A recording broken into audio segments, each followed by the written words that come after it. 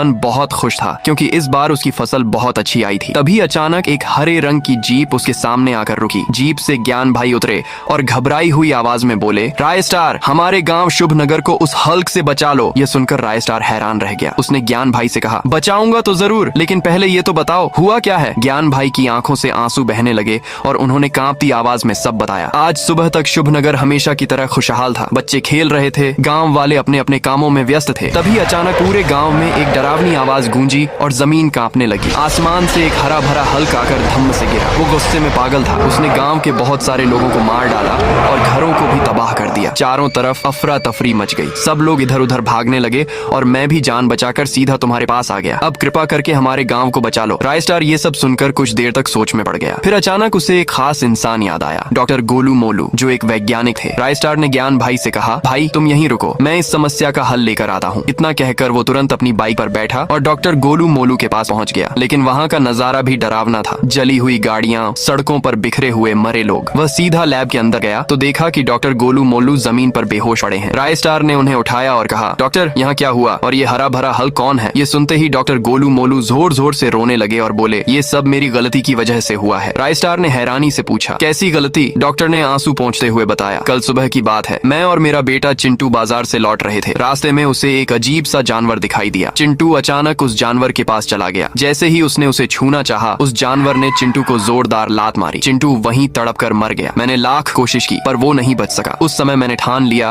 कि मैं उसे दोबारा जिंदा करूंगा। मैं उस जानवर को पकड़कर और चिंटू के शरीर को गाड़ी में डालकर लैब ले आया। मैंने प्रयोग शुरू किया, लेकिन गलती से मैंने गलत केमिकल डाल दिया। उसी वजह से चिंटू और वो जानवर मिलकर एक ही शरीर बन गए और हल्क बनकर लैब से भाग निकले। अब राय स्टार को सब समझ आ गया कि ये हल्क कहाँ से आया था। उसने तुरंत डॉक्टर से पूछा, इसे ठीक करने का कोई तरीका है क्या। डॉक्टर गोलू मोलू ने कहा, तुम्हें जंगल जाकर वैसा ही एक और जानवर पकड़ कर लाना होगा, उसी से मैं एंटीडोट बना पाऊंगा। राय स्टार बिना देर किए बाइक पर सवार हुआ और जंगल की ओर निकल पड़ा। कुछ देर तलाशने के बाद उसे वही जानवर दिख गया। उसने बड़ी मुश्किल से उसे पकड़ा और बाइक पर बिठाकर डॉक्टर के पास ले आया। डॉक्टर ने कई घंटे प्रयोग किया और फिर राय स्टार को एक डिब्बा देते हुए कहा, इस दवा को गांव की सबसे ऊंची इमारत से फेंक देना। इससे सभी मरे हुए लोग फिर से जिंदा हो जाएंगे और हल्क इंसान बन जाएगा। राय स्टार ने बिना समय घुमाए बाइक दौड़ाई और शुभ नगर पहुंच गया। वहाँ चारों तरफ लाशों का ढेर लगा था। बीच में वही हरा भरा हल खड़ा था जो गुस्से से तड़प रहा था। तभी राय स्टार गांव की सबसे ऊंची इमारत यानी बुर्ज खलीफा पर चढ़ गया और उसने जल्दी से डॉक्टर गोलू मोलू द्वारा दिया गया एंटीडोट सबके ऊपर फेंक दिया। कुछ ही देर में चारों तरफ धुएं का बादल छा गया। जब वह धुआं धीरे धीरे छोड़ने लगा तो शुभ नगर के सारे मृत लोग एक बार फिर से जीवित हो उठे। हरे भरे हल का रूप भी बदलने लगा और देखते ही देखते वह वापस इंसान बन गया और शुभ नगर में फिर से